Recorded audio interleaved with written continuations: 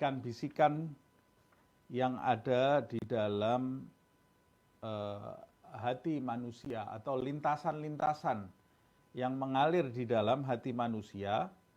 Kita membahas mengenai lintasan-lintasan ini karena sebagian lintasan ini ada yang berasal dari bisikan-bisikan setan, dan setan itu termasuk salah satu penghalang bagi manusia yang ingin mendekatkan diri kepada Allah Subhanahu wa ta'ala, seperti yang kita pelajari di pertemuan-pertemuan yang lalu. Nah, seperti yang telah kita bahas, bisikan-bisikan itu kalau berasal dari, ada bisikan yang berasal dari malaikat dan ada bisikan yang berasal dari setan. Bisikan yang berasal dari malaikat, kata Imam Al-Ghazali, dijuluki dengan ilham, dan malaikat yang membisikinya disebut dengan mulhim. Sedangkan bisikan atau seruan yang berasal dari setan itu yang disebut dengan waswas. Nah, pada umumnya bisikan dari malaikat itu atau ilham itu tidak menyeru kecuali ke jalan kebaikan. Sedangkan waswas atau bisikan yang berasal dari setan, tidak ada bisikan dari setan kecuali dia itu pasti mengajak kepada keburukan. Hanya saja bisikan setan itu mengajak kepada keburukan itu ada khilaf di antara ulama. Sebagian besar ulama mengatakan bisikan setan itu mutlak mengajak kepada keburukan. Tetapi sebagian yang lain berpendapat setan itu kadang-kadang juga mengajak kepada kebaikan, tetapi dengan tujuan yang buruk juga. Jadi bisikan yang bersumber dari setan itu bisa jadi keburukannya nyata, bisa jadi bisikan itu berbentuk suatu kebaikan agar kita ketinggalan atau meninggalkan sesuatu yang lebih baik. Jadi bisikan kebaikan, kalaupun itu bersumber dari setan, tetap itu adalah sesuatu yang buruk agar kita tidak mencapai kebaikan yang tepat.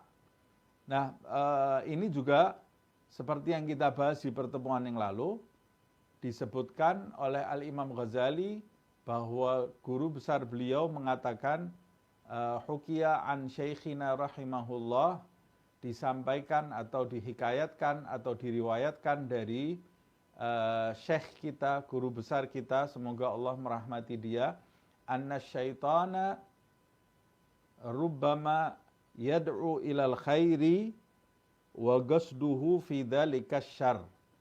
Setan itu boleh jadi mengajak seseorang atau membisikkan ke dalam hati seseorang itu suatu kebaikan, tetapi dengan tujuan keburukan.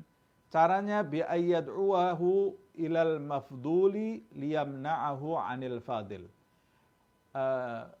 Dia mengajak orang untuk melakukan sesuatu yang baik agar dia tercegah dari sesuatu yang lebih baik.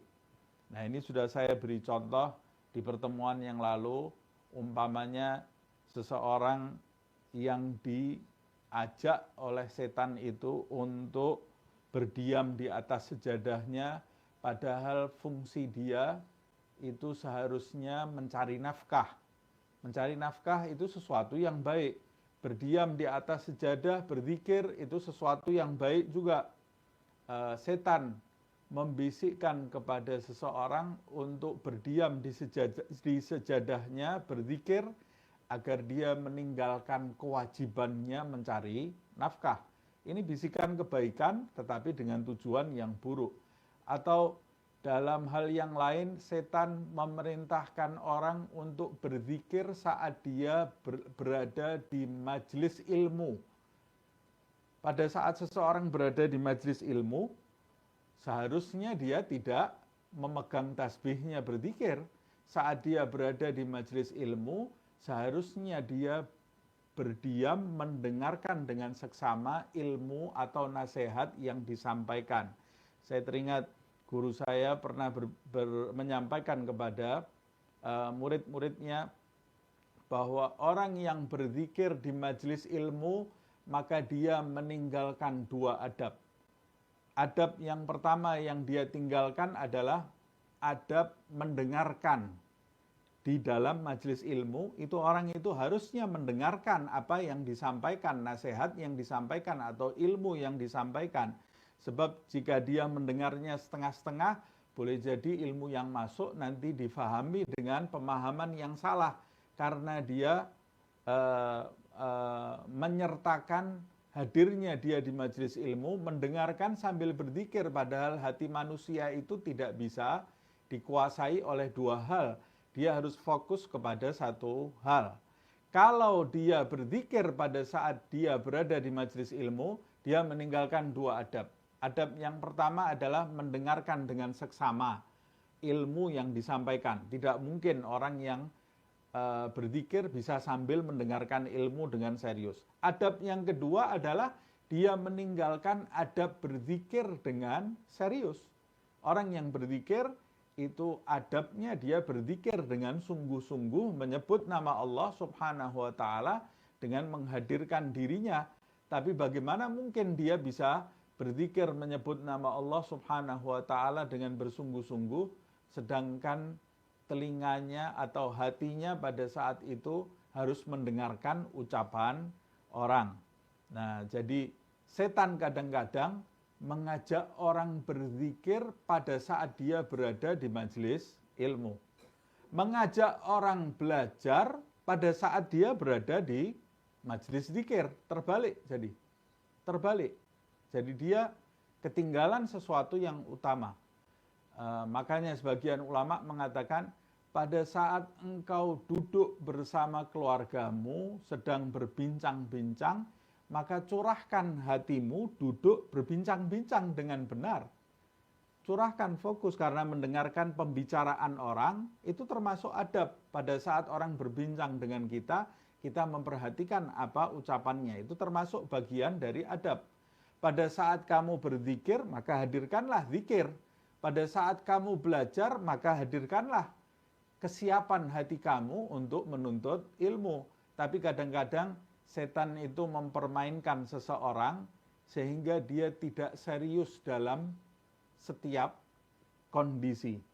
Pada saat belajar dia berbicara, pada saat waktunya dia berbincang-bincang dia belajar, pada saat dia berbincang-bincang dia berzikir, pada saat berzikir dia belajar, dibolak-balik waktu itu sehingga dia tidak bisa mendapatkan keutamaan di setiap kondisinya. Nah, ini salah satu jerat setan. Pada saat dia belajar, setan membisikkan zikir itu sesuatu yang baik, zikir itu, tapi tidak tepat orang berzikir pada saat dia belajar. Ada waktunya masing-masing, makanya seseorang yang ingin mendekatkan diri kepada Allah Subhanahu wa taala, jika dia juga harus disiplin. Nah, kita lanjutkan. Beliau guru Al-Imam Al-Ghazali mengatakan, au yad'uahu ila khairin liyajurrahu ila dzambin azimin la yafi khairuhu bidzalika syarri min ujubin au ghairihi. Atau kadang-kadang setan itu mengajak seseorang untuk melakukan kebaikan supaya dia terjerumus pada suatu dosa. Umpamanya mengajak orang untuk bersedekah tapi dengan tujuan pamer, sehingga dosa dia pada saat pamer atau dosa dia pada saat bangga diri, dosa yang dia dapat tidak bisa mengcover kebaikan yang dia lakukan. Kebaikan yang dia lakukan. Nah, ini salah satu bukti bahwa kadang-kadang setan itu membisikkan kebaikan tetapi dengan tujuan yang buruk pula. Fahadani da'iyani ga'imani ala galbihi. Maka dua seruan ini terdapat di dalam hati setiap manusia. Berdiri di dalam hati setiap manusia. Ada seruan ilham, ada seruan was-was. Ada seruan malaikat yang berasal dari malaikat, dan ada seruan yang berasal dari setan. Yad'uanihi wa huwa yasma'u qalbahu wa yahissu bidzalika. Malaikat dan setan ini menyeru di dalam hatinya, dan dia pada saat itu, manusia itu pada saat itu mendengarkan seruan tadi dan merasakannya, berasa dengan hadirnya seruan tadi. Dia merasakan kehadiran seruan tadi atau ajakan tadi, baik ajakan dari malaikat yang berupa kebaikan atau ajakan dari setan yang berupa keburukan. Ala ma ruwiya fil akhbar, hal ini seperti yang diriwayatkan di dalam sebuah hadis dari Rasulullah sallallahu alaihi wasallam. Beliau bersabda, annahu idza wulida libni adama mauludun garranallahu subhanahu bihi malakan wa garrana syaitanu bihi syaitanan.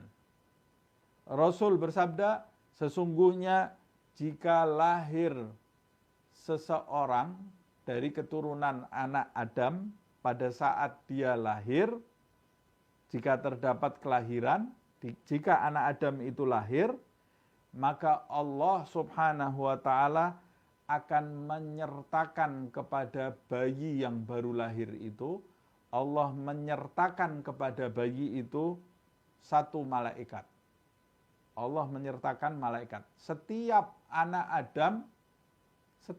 Adam itu di dalam ada satu malaikat yang selalu menyertai. Setiap lahir, mulai dia lahir, Allah mengutus satu malaikat yang menyertai anak Adam tadi sampai dia meninggalkan dunia ini. Jadi setiap orang, baik dia taat atau dia ahli maksiat atau dia muslim atau dia kafir, wanitakah dia atau laki-lakikah dia, dalam kondisi suci atau dalam kondisi berhadas, setiap anak Adam itu pasti ada satu pendamping malaikatnya. Allah mengutus satu malaikat untuk mendampingi anak Adam tadi. Tetapi sayangnya Allah mengutus malaikat wa garrana syaitanu bihi syaitanan. Tapi setan itu punya kerajaan, dia punya prajurit, dia punya pengikut, pemimpinnya iblis. Nah, tapi sayangnya setiap ada anak Adam yang lahir, setan juga mengutus satu setan untuk mendampingi anak Adam tadi. Karena setan ini, iblis tentunya, yang pertama kali dari bangsa jin, iblis ini memiliki janji di hadapan Allah subhanahu wa ta'ala, atau dia berikrar di hadapan Allah subhanahu wa ta'ala karena dendamnya kepada nenek moyang manusia itu, Adam alaihissalam. Dendamnya dia terhadap Adam, iblis itu berjanji, berikrar di hadapan Allah subhanahu wa ta'ala akan menjadikan setiap anak Adam itu, atau akan mengganggu setiap anak Adam yang berada di jalan Allah subhanahu wa ta'ala. Dia berikrar akan menyengsarakan, membinasakan setiap anak Adam. Jadi apa yang dilakukan iblis itu pasti bertentangan dengan apa yang dikehendaki oleh Allah subhanahu wa ta'ala atau diinginkan oleh Allah subhanahu wa ta'ala, walaupun pada hakikatnya iblis tidak bisa melakukan hal itu kecuali diizinkan oleh Allah. Allah subhanahu wa ta'ala mengizinkan. Nah, kenapa Allah subhanahu wa ta'ala mengizinkan? Untuk ujian bagi setiap manusia dan jin yang hidup di dunia ini, karena memang dunia itu tempat ujian. Dan untuk membuktikan kesungguhan setiap manusia yang ingin mendekatkan diri kepada Allah Subhanahu wa taala, iblis itu keinginannya dibiarkan oleh Allah Subhanahu wa taala. Allah membiarkan iblis mengganggu, tetapi karena Allah menginginkan kesungguhan dari manusia itu.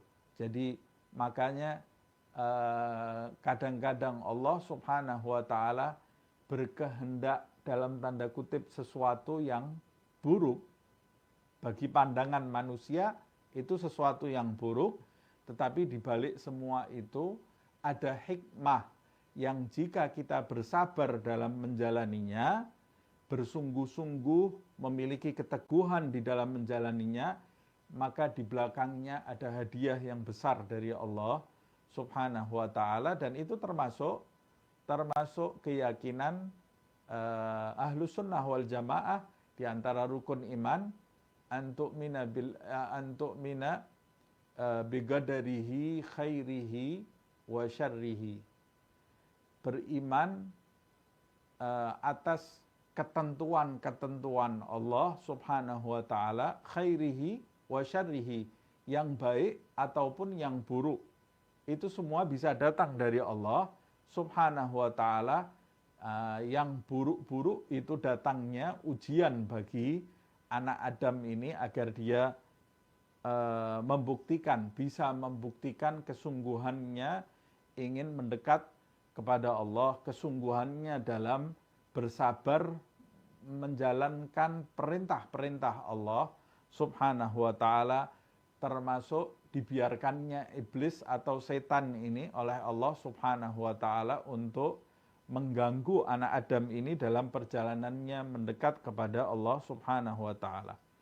Fasyaitanu, maka setelah Allah mengutus malaikat dan setan mengutus setan mendampingi satu anak Adam ini, fasyaitanu jathimun ala udhuni qalbi ibni Adam al-aisar wal malaku jathimun ala udhuni qalbihil aiman fahuma yad'uwanihi.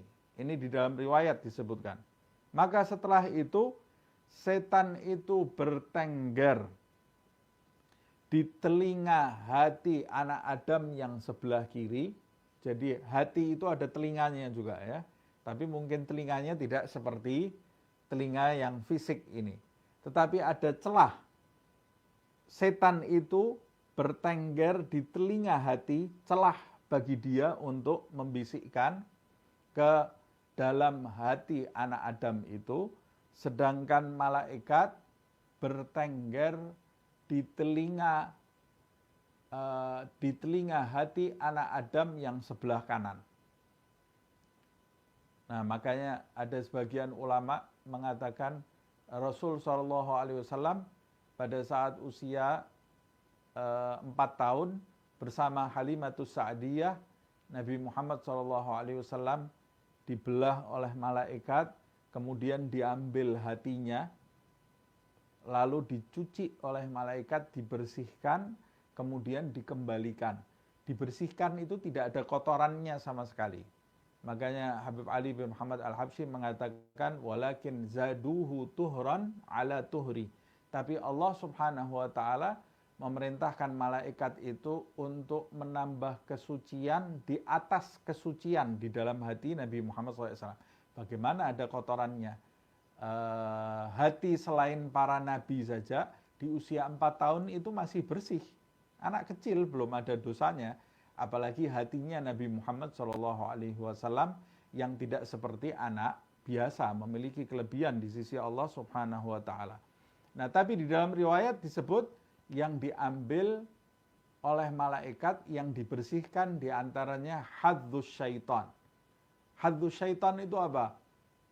Sebagian ulama mengatakan kesempatan bagi setan untuk membisikkan sesuatu ke dalam hati Nabi sudah tidak ada lagi, diambil oleh malaikat. Kesempatan itu dicabut, ditutup.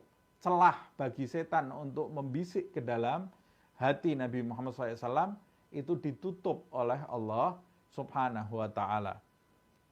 Tapi umumnya manusia Semuanya memiliki celah. Setan memiliki celah, malaikat juga memiliki celah untuk berbisik. Fahuma yad'uanihi. Maka keduanya menyeru anak Adam tadi dari tempat mereka berdua bertengger, yaitu malaikat dan setan tadi. Wa qala Nabi sallallahu alaihi wasallam. Nabi Muhammad sallallahu alaihi wasallam di dalam riwayat yang lain juga bersabda, "Lisyaitani lammatun bibni Adama walil malaki lammatun." Yakni nazlatan bid-da'wah. Sesungguhnya setan itu memiliki lammah untuk anak Adam dan malaikat juga memiliki lammah. Apa makna dari lammah? Dijelaskan di sini, lammah ai nazlatan bid-da'wah. Maksudnya sama tadi ya, tempat bagi dia untuk menyeru, membisiki anak Adam tadi. Ini dalam riwayat disebutkan setan itu memiliki tempat bagi dia di dalam hati anak Adam untuk berbisik, dan begitu juga malaikat. Hanya saja di hadis yang di atas dijelaskan lebih spesifik. Kalau malaikat di sebelah kanan hati, kalau setan di sebelah kiri hati. Jadi yang membisikkan itu beda. Kalau yang membisikkan keburukan adalah setan. Kalau dulu kita masih kecil suka nonton film kartun yang membisikkan dua-dua malaikat. Ada malaikat yang membisikkan kebaikan, ada malaikat yang membisikkan keburukan. Itu salah. Tidak ada malaikat membisikkan keburukan. Nah itu kadang-kadang anak-anak kita kalau nonton film kartun itu harus didampingi.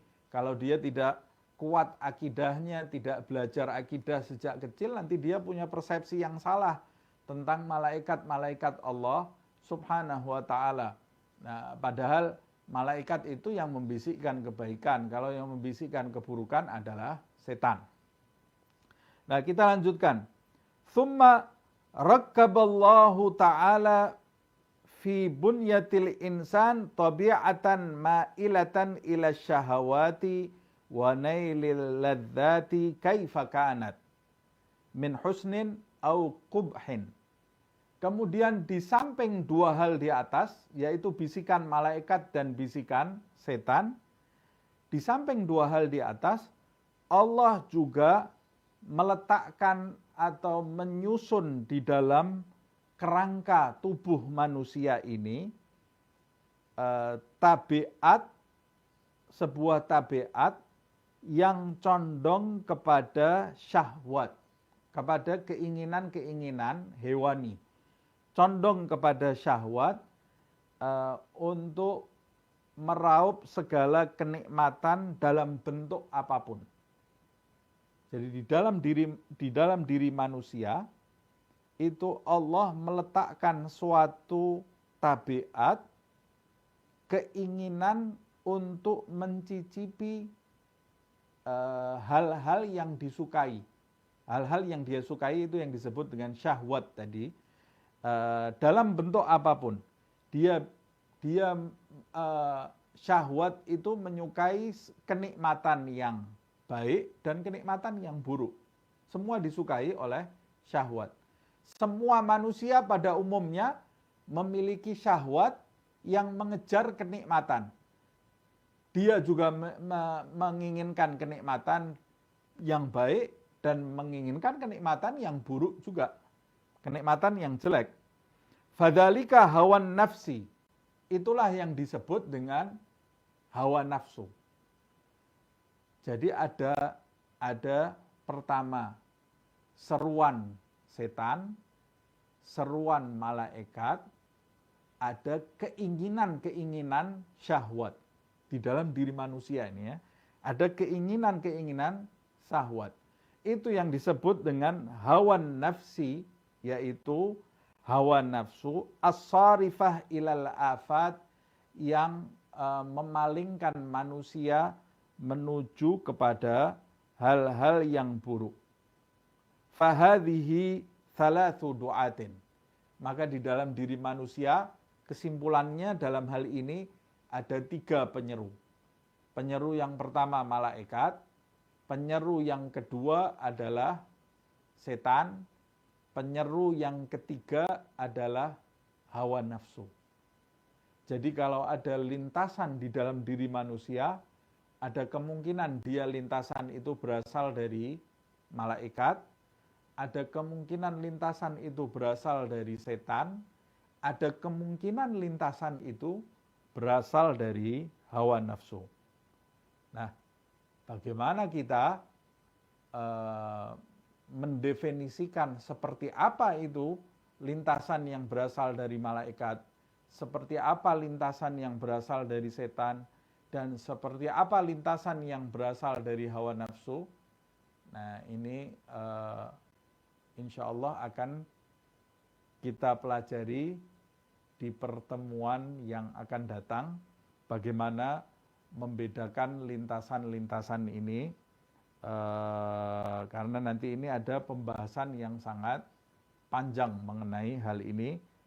Semoga Allah Subhanahu wa Ta'ala memahamkan ilmu yang kita pelajari di pagi hari ini dan memudahkan kita untuk mendengarkan nasihat dan mewujudkannya di dalam kehidupan sehari-hari.